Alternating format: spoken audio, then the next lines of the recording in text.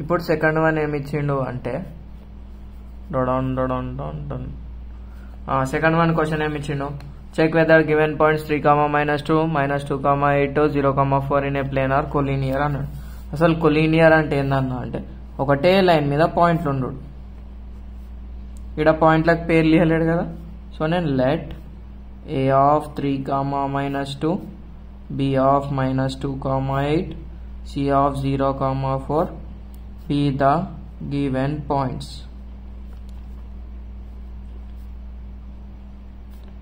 in a plane. ఇవి మనకి ABC, ఇవి కోప్లానర్ అని చూపెట్టమన్నాడు. ఆ కోప్లానర్కి ఏమైనా కండిషన్ ఉందా అన్న అంటే ఇప్పుడు నువ్వు ఈ 3 డిస్టెన్స్లు కనుక్కోవాలి. AB, BC, CA కనుక్కోవాలి.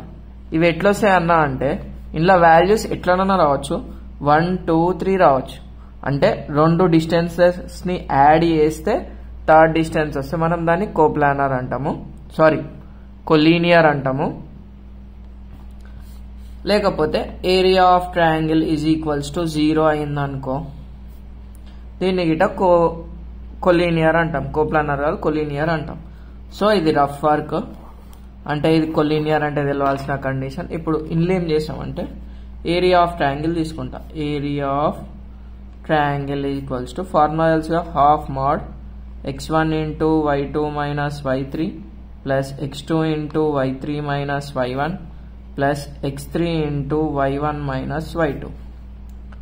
ఇదే ఫార్ములా ఇక్కడ నేను x1 y1, x2 y2, x3 y3 రాసేస్తా. ఈ ఫార్ములా ఇది ఇటు ఉంటుంది. ఏరియా ఆఫ్ ట్రయాంగిల్ అంటే హాఫ్ బేస్ ఇంటూ హైట్ ఉంటుంది. ఎప్పుడు ట్రయాంగిల్ బొమ్మ ఇచ్చి బేస్ హైట్ ఇచ్చినప్పుడు ఇది వాడతాం, 3 వర్టిసెస్ ఇచ్చినప్పుడు ఇది వాడతాం. సింపుల్. సో ఇప్పుడు దీనికి గిట్ట టిక్ ఏమన్నా ఉందా అంటే ఉంది. 1, 2, 3 నంబర్లు రాసుకోవాలి, లైన్గా రాయాలి. 1, 2, 3, 1 అయిపోయింది కదా, 2, 3, 1, 2 అయిపోయింది కదా, 3, 1, 2 అంతే. ఇప్పుడు వీళ్ళ సబ్స్టిట్యూట్ చేయాలి.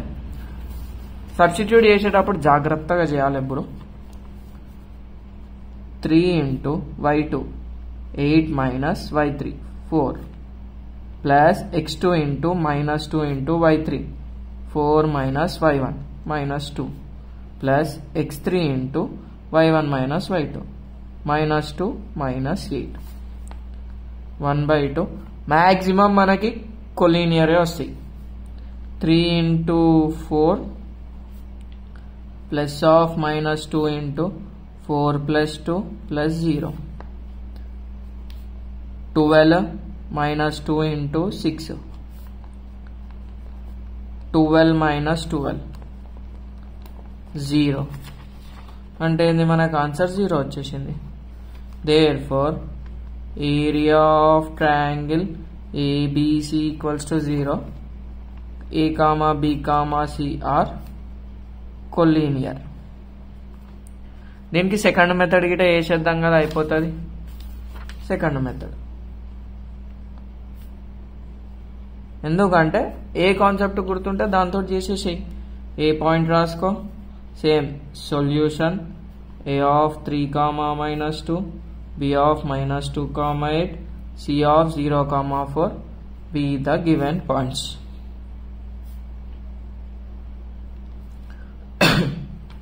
ఇప్పుడు ఏంది AB కనుక్కుంటా. ఫార్ములా ఏంది, √of x2 minus x1 whole square plus y2 minus y1 whole square. సరేనా? ఏ పాయింట్ రాసుకో 3, -2, B పాయింట్ రాసుకో. So x1 y1, x2 y2 step by step ఎందుకు చెప్తున్నా అంటే ఏం రాకున్నా కానీ ఇట్లా చూడంగానే అర్థమైపోవాలి మనకి. -2 -3 హోల్ స్క్వేర్ ప్లస్ y2 8 -2. ఇగో ఇక్కడ మైనస్ ఏదైనా టర్మ్ ఉంటే 2 బ్రాకెట్లు యూజ్ చేసుకుంటున్నాం అంటే ఇది. సో -2 -3 -5 సేమ్ సింబల్ ఉంది కాబట్టి యాడ్ చేసినాం.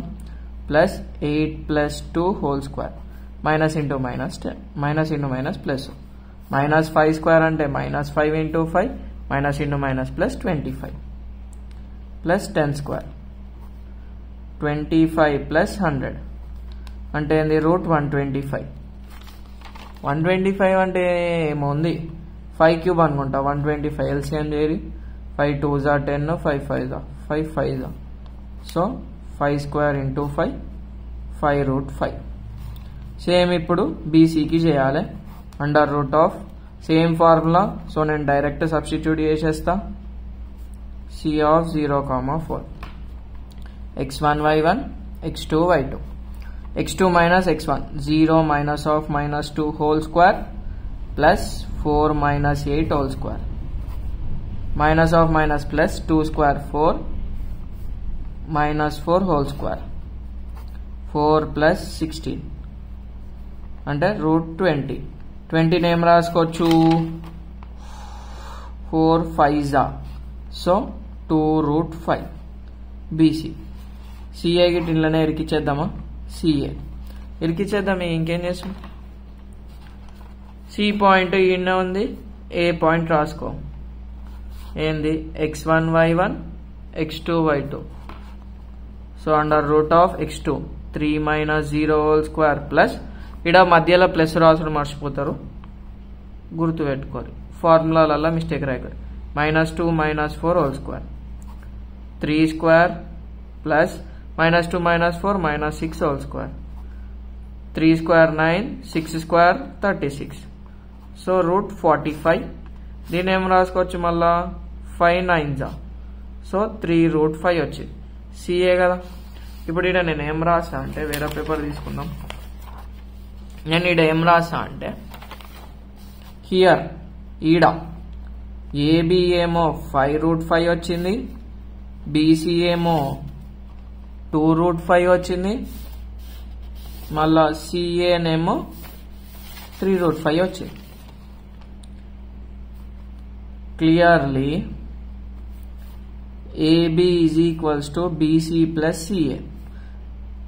5 root 5 is equals to 2 root 5 plus 3 root 5.